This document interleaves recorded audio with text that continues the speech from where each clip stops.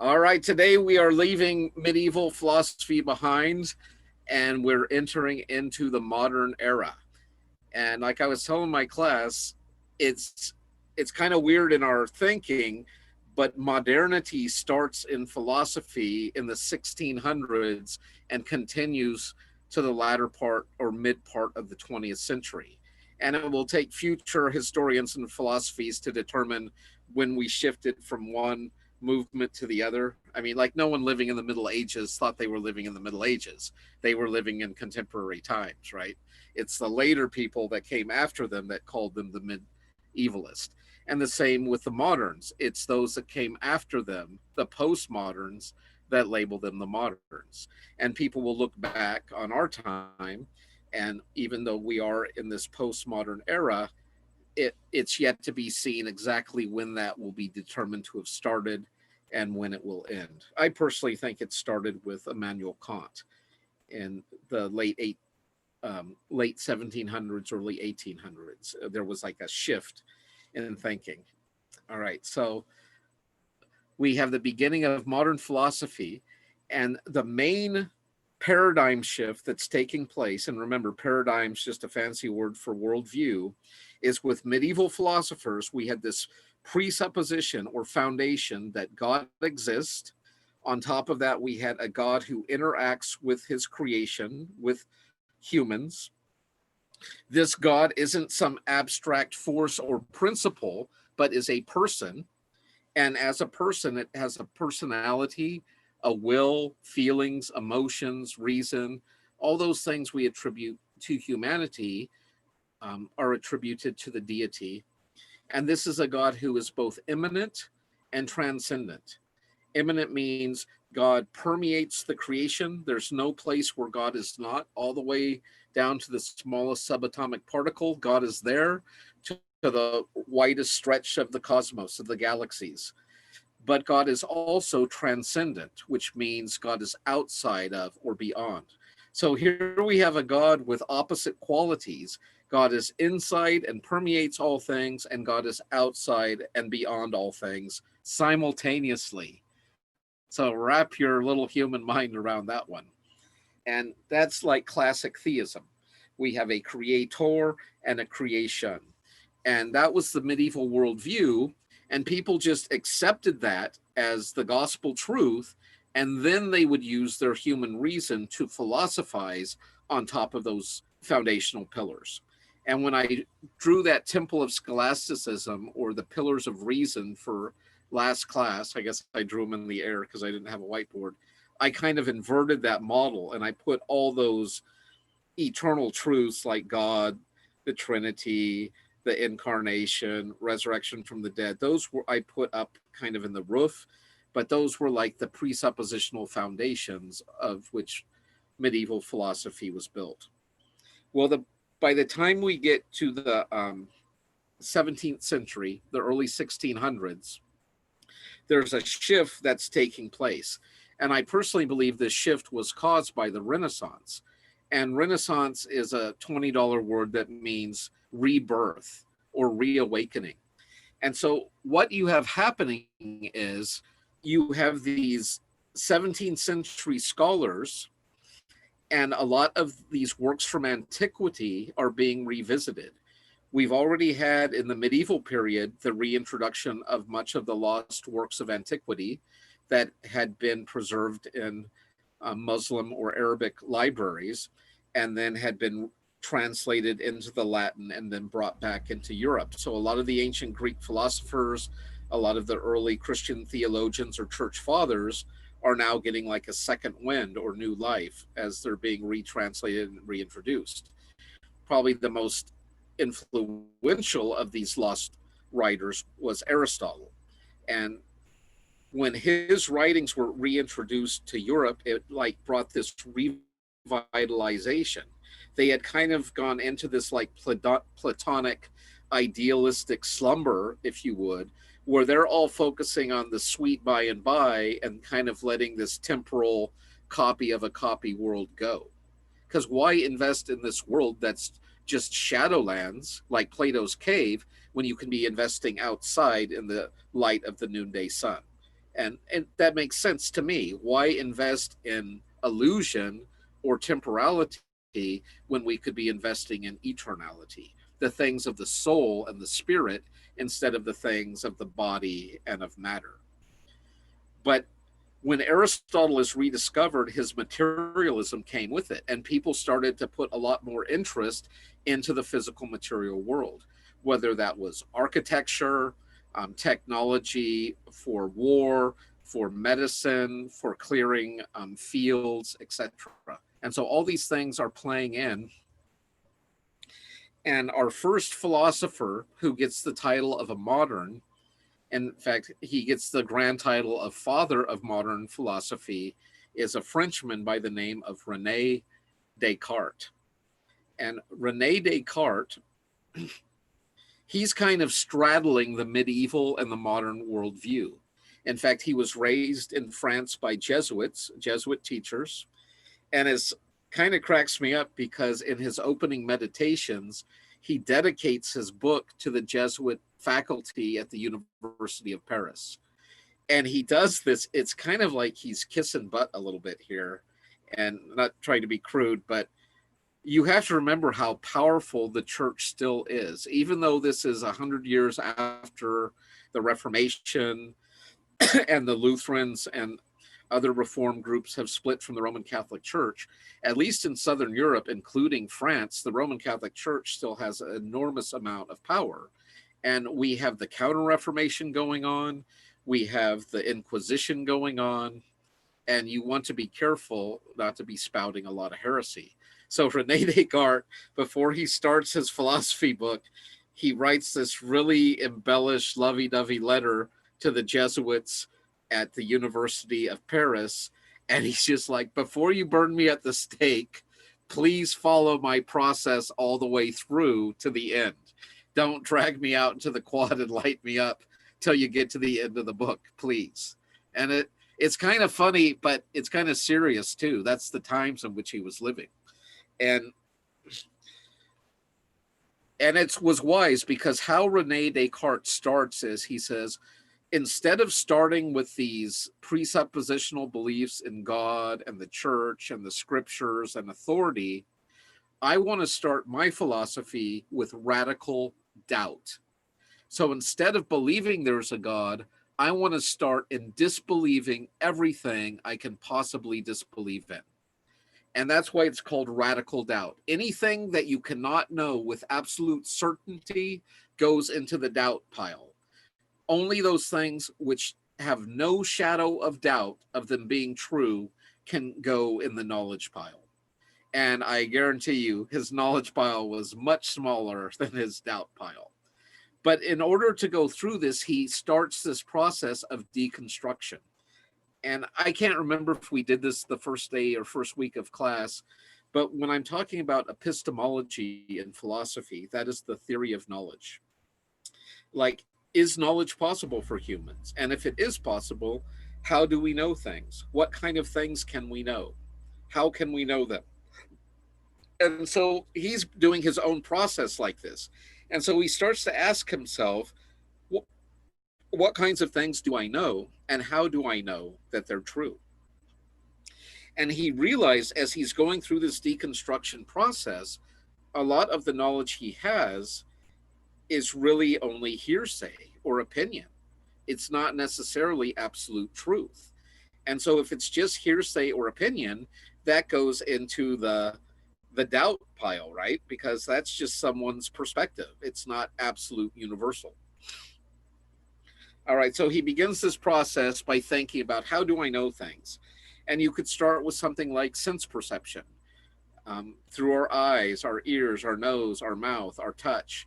And as we take in data from the external world, we use our reason to interpret it, to formulate ideas and concepts. So he has to ask himself, have my senses ever deceived me? And the obvious answer is yes. Well, if our senses deceive us, why in the world would we trust them to tell us absolute truth? What nonsense.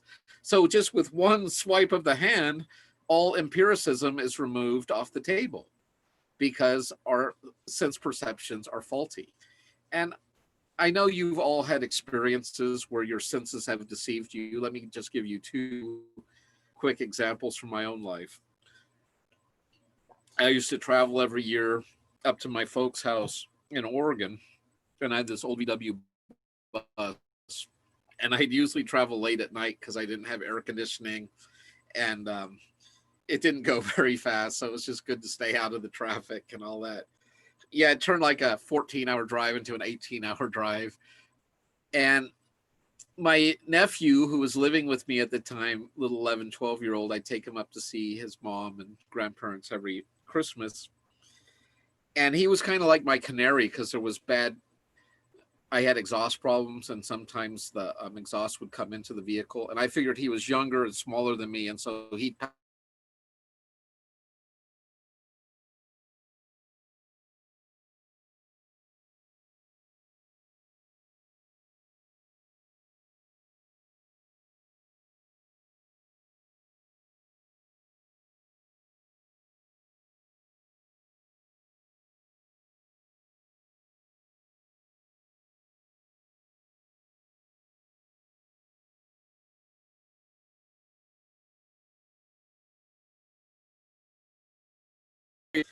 but I thought it was such a great optical illusion. My nephew was asleep next to me, so I screamed really loud, we're all gonna die. And I woke up my nephew, and he looks to see the semi just feet from our car coming right at us. And but that's one of those perceptile distortions.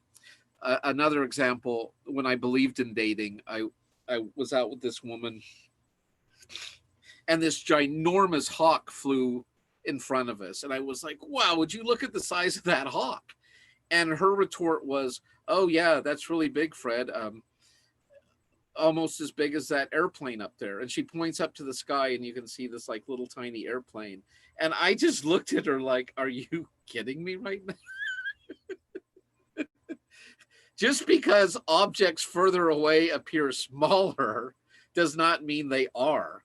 We know that that plane's big enough for people to get inside. It's not this big just because it's super far away. Uh, Needless to say, I'm not dating that woman anymore, but um, perception deceives us. So we can't use that. So that gets crossed off the list. Well, how else do we know things? Reason, right? We use logic and reason. Well, have you ever misreasoned? Have you ever used logic incorrectly? Well, of course you have. And so, once again, a line goes through logic and reasoning because it's faulty and we can't trust it. We're capable of great self deception or rationalization. So, how else can we know things? And he was thinking, well, the church is obviously going to say through the church, through revelation, through spiritual authority. But by this time, the Roman Catholic Church had been involved in so much corruption, so much tomfoolery, that it had lost a lot of respect. And just because they were the church didn't mean they were necessarily right or correct. And a lot of people were aware of this. And so the church gets marked off, the scriptures get marked off. He's just going right down the line, marking off these things that there's at least some sort of doubt whether or not we can trust these sources. His hope was that mathematics would be the key. But before I get to that, and he was a mathematician, um, he thought about, he didn't even know if he was dreaming or awake. And that's really stunning to think about. Like right now, are you sure you're awake? Or could you be dreaming right now because you love this class so much? It's actually like 1 o'clock in the morning, and you're so excited about class, you're already dreaming about the lecture. And it's such a vivid dream that within the dream, the professor's talking about dreaming. And you're just kind of having this weird self-referential loop. For all I know, I'm sitting in a rest home right now, heavily sedated. And in my mind, I'm teaching a class back when I was a teacher in my youth. I have no way to check if that's true or not, because I could be medicated out of my mind, drooling on myself as I think I'm speaking. And all this could just be happening in my head. And when I was younger and I worked in these packing sheds, and when the crops would come in, we'd work 12, 14, 16-hour days because you don't want any of that produce to rot. But I would work so much that when I would go home to get a few hours rest, the whole time I was sleeping, I was dreaming I was still at work. It was the freakiest. That's when I know I'm working too much, when my dreams are not a break from my work. And I've asked myself this many times. It seems like it's easy to tell when you're awake. Like I feel awake right now, but when I'm dreaming, I don't have the same sort of like, am I dreaming right now or am I awake? I just assume I'm awake in my dreams. Although I have had dreams where I wake up in my dreams and I'm consciously aware, even though I'm still dreaming, I'm consciously aware I'm dreaming. And those are called lucid dreams. And we could do a whole class on that. And because if you're consciously aware, you can control your dreams. And that's kind of a trip. You can fly, you can do all sorts of stuff. But it's hard to maintain that and not let the dream suck you back into it again. And you lose control and consciousness. But that's how day-to-day life is. How much of your day-to-day are you actually consciously aware? And how much are you just kind of sucked back into the routine of your day? And it's easy to do. So this is where Descartes got excited, though. He was like, whether I'm dreaming or awake, 2 + 2 still equals 4. And so he's thinking, yes, maybe math can be one of those ways, kind of like the Pythagoreans, that we can know truth and reality.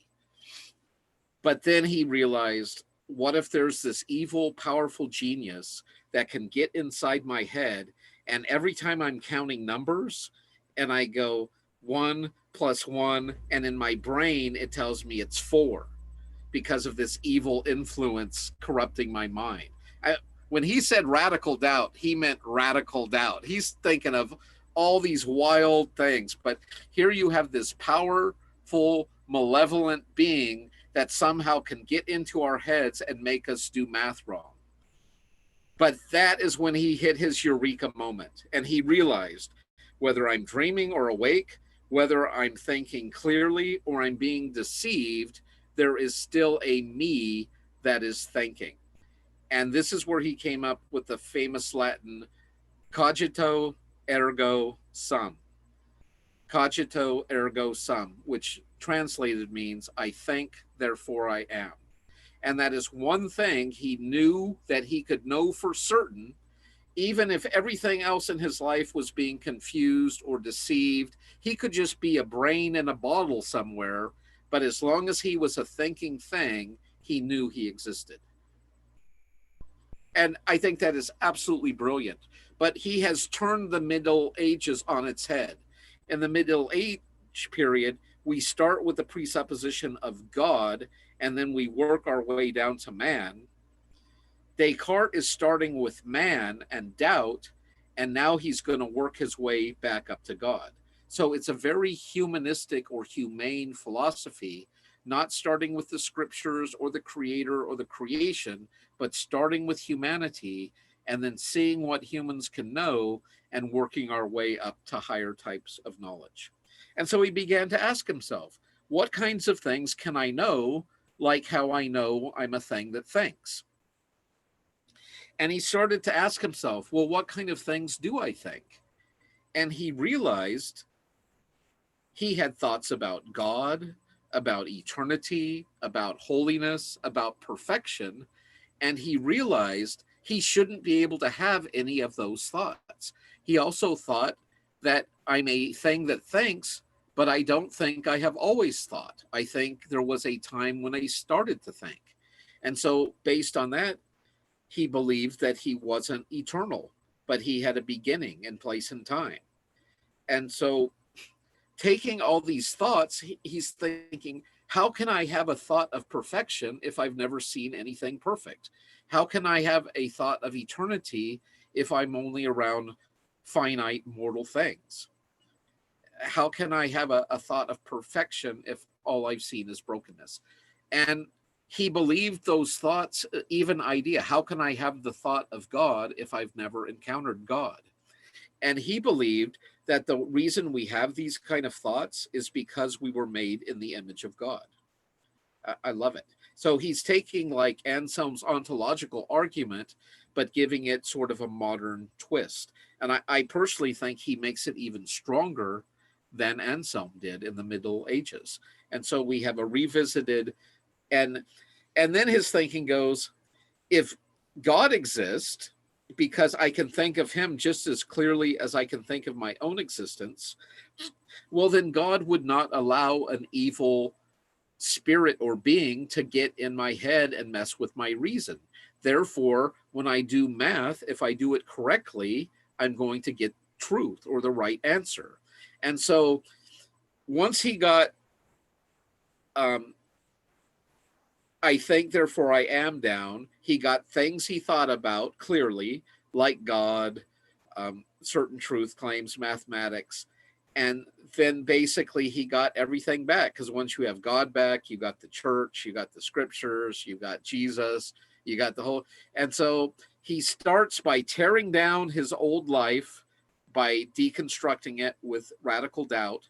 And then he begins to build it back up on, I think, therefore I am. I have thoughts about God. These thoughts include the high benevolent character of God, which would prevent an evil being to mess with me, which means I can trust my reason, my mathematics, my perceptions filtered through reason of the world. Like, I know objects that are farther away appear smaller. That's, I'm using my reason to calibrate my sense perception. Does that make sense? And I don't know, I think it's quite fascinating, that process he went through, and it changes everything. And all modern philosophy is then built on him. Now, as far as I can tell, he's still a believer. Europe is still dominated by Christianity, and he is still coming from that theistic Christian faith-based tradition, even though he's introducing modern philosophy, which is based on radical doubt. Now, if he would have just stopped there, it probably would have been better on everyone, but he couldn't control himself. And the next thing he rolls out for us is this thing called Cartesian dualism. Cartesian dualism. And Cartesian is simply Descartes' name in Latin. And what he said was, there are two distinct substances in the world. And these two distinct substances are mind and body. Or you could also describe it as thought and extension. These two attributes are so different, or these two substances are so different, that you can only influence and move mind or thought with thought. In other words, if I want to get philosophy into your heads, I can't just take a bat or a bamboo cane or a 2x4 and pound it into you. It's not going to get into your mind or your thoughts. Okay. But if I want to physically harm your body, I can't just sit across the street from you and think bad or mean thoughts at you and expect it to hurt you. It's only going to hurt your mind. It's not going to hurt your body. And so bodies affect bodies and thoughts affect thoughts, right? And I have been practicing for years now, and I don't know if you can see this, but here I got my little mug. Okay, I'm just going to set, can you see here? I'll tilt this. Okay, so I got my mug here, and I'm going to try to telekinetically, I'm going to try to telekinetically bring this mug to myself. Don't freak out if I actually do it this time. I've never done it yet, but today could be the day. So I need absolute silence in the virtual room.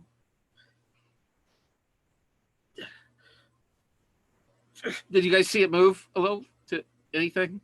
Okay.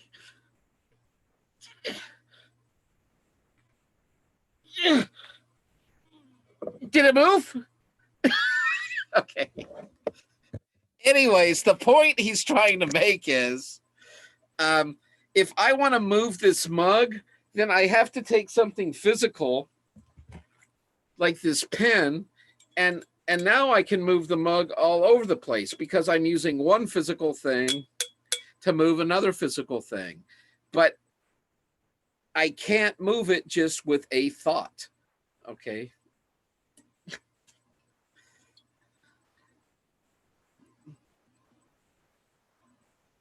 Oh my gosh, do you see what I just did? I just thought I want a drink of coffee, and I took my physical hand and I picked up and moved this physical object. But what moved my hand? It was the thought or the desire in my brain, in my mind, went down my arm to my hand, let me know when I contacted that cup, let me know I had it, sent the impulses back up to my brain, and then I lifted the mug to my lips, drank, set it back down. That was all a thought controlling this physical body. So here is the 20 million, well, probably up to $100 million question now because of inflation. How is mind able to move matter? Why can I use my mind to move this matter, but I can't use my mind to move this matter, at least not directly? I can move. You have nerves that go throughout your entire body that send like 1,000 messages a second. That's how you can move your arms and your legs and your... Very good, Christina. Let's just say I've had a few appointments with neurologists in my day, and I know a lot about the brain. Okay. So I pulled up this image, and this is how Rene Descartes is describing what's going on. So here in the center of the brain, he describes what he calls the pineal gland. And this actually exists. We all have a pineal gland in the center of our brain. Now, I don't know that we exactly know what it does. It could have to do with some hormones, endorphin production, things like that. But what Rene Descartes said it did was that when you have a thought in your mind, that thought vibrates the pineal gland, and then the vibrational frequencies affect the animal spirits which live in the bloodstream. This is his language. I'll talk about what they are in a minute. But supposedly we have these animal spirits in the bloodstream, and the vibrations of the thought of I want to touch the arrow, in this case, sends that thought down your arm into your hand, which reaches up and touches the arrow. And then that physical sensation of the arrow touching your finger goes down your arm, back up, and vibrates outside of the pineal gland, letting your thoughts know it has been touched. And this is all happening very rapidly, of course. But it almost sounds like in the Star Wars franchise metachlorons, where there's these like microscopic particles in you that lets you connect to like the force or these things. Now, what he meant by animal spirits, I'm really not sure, but I think he was really describing the central nervous system, like what Christina just was saying. But he is doing this purely philosophically. He's not doing this because he's dissecting bodies and he understands about nerves and impulses and how the brain is connected with the rest of the body. But he's simply doing this philosophically, making this connection between the mind and matter. And that is how the interaction takes place. And it explains why I can move my physical body, but I can't move this mug because I don't have any pineal gland animal spirit connection to the mug that I do have happening within my own body. Okay, any questions on that? Oh, I have a picture of him too. But I think Rhea joined in like after you discussed the term paper, so maybe after class you can tell her about that again. Okay, Christina, that's thoughtful of you. Thank you. But there he is, good-looking feller, Rene Descartes. And he ends up dying of the common cold before he can give an answer to the critics about the whole pineal gland thing. And so he basically left philosophy through the modern period with this horrific mind-body problem. And so every philosopher that comes after Rene Descartes is going to have to deal one way or another with this mind-body distinction. And each of them is going to have a slightly separate way that they go about doing it. All right. So if you were going to make a chart, and I would do this in my notes. So draw like a T or a cross, and then on one side you can write thought, and then on the other column write extension. And then below that, write mind, and then write body. And then think to yourself all the things that would be in the mind category. That would be metaphysics, that which is beyond the physical. And then in the body part, you would write physical. On the left-hand column under extension, you would have things like soul. And then on the right-hand side, you would have body. On the left-hand side, you would have mind. On the right-hand side, you would have brain. But you see what happens when we get to other modern philosophers, they start thinking about God. And they're like, well, God isn't body, God is spirit. So he would go under the thought column and not under the extension column.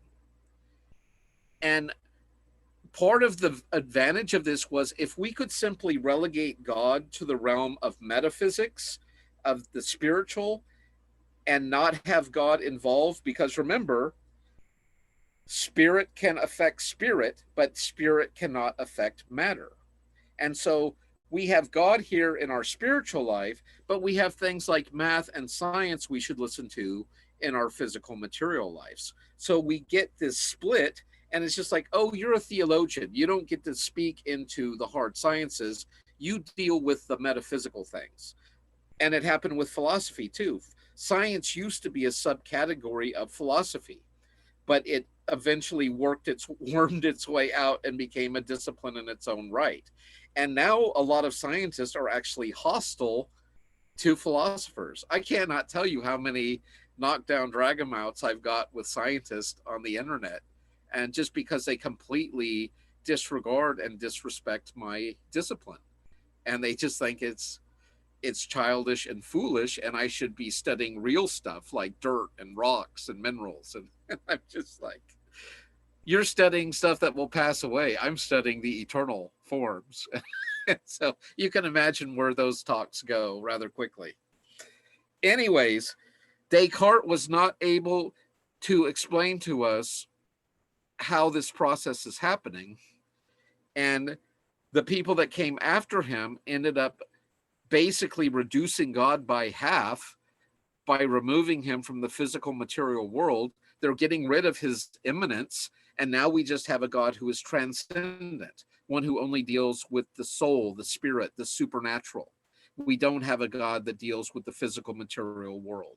And you can see why this will eventually lead to a deistic way of thinking in Europe, a God who's not involved, a God who's out there somewhere.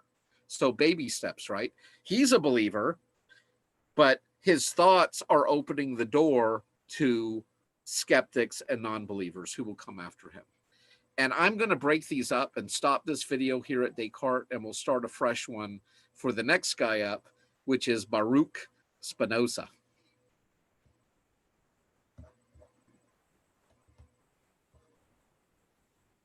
I'm just blown away came up with that.